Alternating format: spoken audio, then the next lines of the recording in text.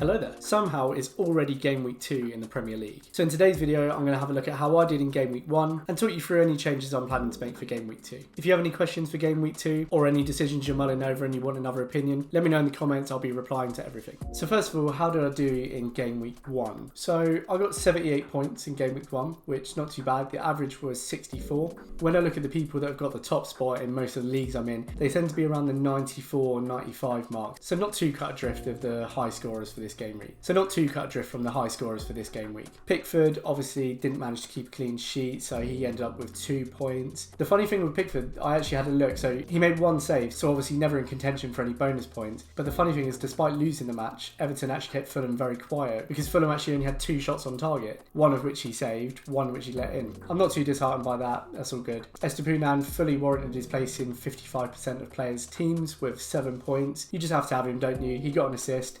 Shame about the clean sheet, but 7 points is a nice start. Now, Gabriel is the one that's obviously been talked about a lot this weekend. Very high ownership at 29%, and Arteta decided to bench him, which caught everyone by surprise. Obviously, there was the supposed leak just before the deadline, but it blindsided a lot of people, and this is the reality. Welcome back to FPL. The shame for me is that he did end up coming on as a sub because I had Henry with 4 points on the bench. So we'll discuss what to do with him shortly. Chilwell, again, 7 points. Very happy with that. He got an assist. He was playing very, very advanced up on the wing. At times pretty much looked just to be a winger rather than a wing back. I mean, he had a couple of chances through on goal, so he was pretty much playing a second striker. Obviously, we saw in pre-season he was playing very advanced. He's continued to do that in the league.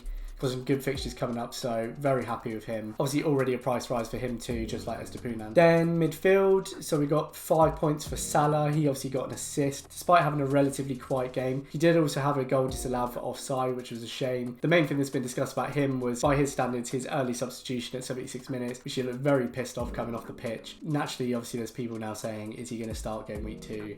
He obviously is. Rashford, 3 points. Now, this is the player I'm probably the most disappointed with. He had a very quiet game, 0.3 XG, really struggled in that sort of striker position. Just wasn't very involved, had to come deep for the ball a lot, which was quite disappointing. I did say this in my Game Week 1 video, actually, that wasn't really sure about having him because I'm not sure if he's going to recreate that form, at least at the beginning of the season. So, something to think about there. Easy, 3 points as well. Now, he's the total opposite story. He had 0.51 XG. His expected goal involvement was 1.09, despite not being involved in the goal that won it for Palace. He was everywhere in this game. As expected, he is going to be the main man for them. He's running the show. So I'm not disheartened by him at all. Obviously, Arsenal next is a tricky fixture, but I'm happy with him at the moment. Saka, my vice-captain, 10 points. He scored a brilliant goal for Arsenal. Shows that he's still going to be well involved in those goal contributions, despite the new additions that Arsenal have got. Diaby, my hunch paid off. He looked great in the Bundesliga last year. He scored a couple of goals in pre-season, and I was rewarded with a goal in the first game week,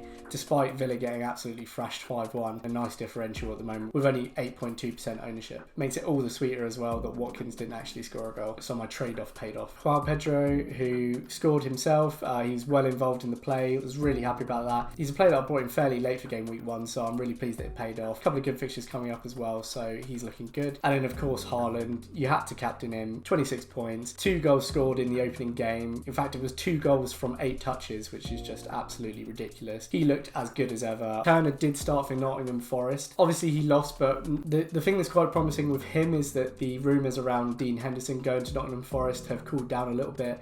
It's looking like he's going to be number 1 for the season, so a nice cheap keeper. I can see them holding their own against teams in the bottom half of the table, so I'm quite happy with him. Henry got an assist, so he got 4 points. Like I said, ideally he would have come off the bench, but Arteta decided to put Gabriel on. Could be a nice differential if he's on the pitch for me at 3.4% ownership. Cabore was subbed in the 63rd minute. He also picked up a yellow card, so he ended up on 1. Mabama didn't make it onto the pitch, which is fine. Let's have a look at game week 2. When I picked this team, the thing I made sure is that I was pretty happy with all of these players being able to play the first 3, at least, game weeks. So that's put me in pretty good stead for game week 2. I have made a couple of small tweaks though. First of all, Turner's coming in for me. Everton are away at Villa, and I think that's going to be quite a difficult game for them, despite Villa losing 5-1 last week. Emery's going to be expecting a response from those Villa players. I've gone with Turner. Forest at home, it's a tough place to go for Sheffield United. They did struggle against Crystal Palace, so I think there's clean sheet potential there. I've then gone with the same back line, but this time I've brought in Henry.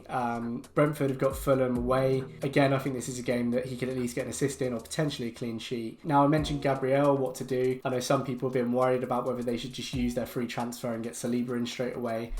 I'm holding on to him. Timber went off injured. Tomiyasu then came on to replace him, but Gabriel did make it onto the pitch. They did also concede a goal at the end of the match. I think that's going to make Arteta think he probably messed about a bit too much, so I wouldn't be surprised to see Gabriel return to that backline. That said, if he's not played, then I will think about moving on for game week 3. Now, I've also made 2 changes in midfield. Firstly, I've benched Easy. This is just because Palace are playing Arsenal. Their record over the last 10 games isn't great against Arsenal. Easy hasn't scored a lot of goals against the top 6 yet. I see a clean sheet for Arsenal as slightly more likely than Easy scoring. Now, the biggest change I've made is I've brought in Maddison, and he is coming for Rashford. Now, this is quite an early change. It's not one that I booked in at all. I wasn't that keen on owning Rashford. I put him in because he had pretty high ownership, but I didn't really like the look of the United fixtures. And as I expected, I'm not sure he's going to recreate that form from last season. That's not to say he won't get goals and assists, but he does have these purple patches, and they're not often at the start of the season. They've got Spurs in game week 2 and Arsenal in game week 4. So I probably should have just trusted my instinct in the beginning. But the other reason I've decided to make the change now, one thing that a lot of people have talked about with having João Pedro is that there's not a lot of ability to move off of him if he's not playing well, or another more expensive striker comes into form and then you can't get him into your team. Now, bringing in Maddison is great because he frees up budget for me to potentially upgrade Pedro if needed to in the next few game weeks. I had $500,000 in the bank. I saved $1.5 million by downgrading to Maddison. So I've now got $2 million in the bank. So if a 7.5 million striker appears who I want to get in, then I've got that budget to do so. The other factor to it is Maddison himself. He was the main man for Spurs against Brentford.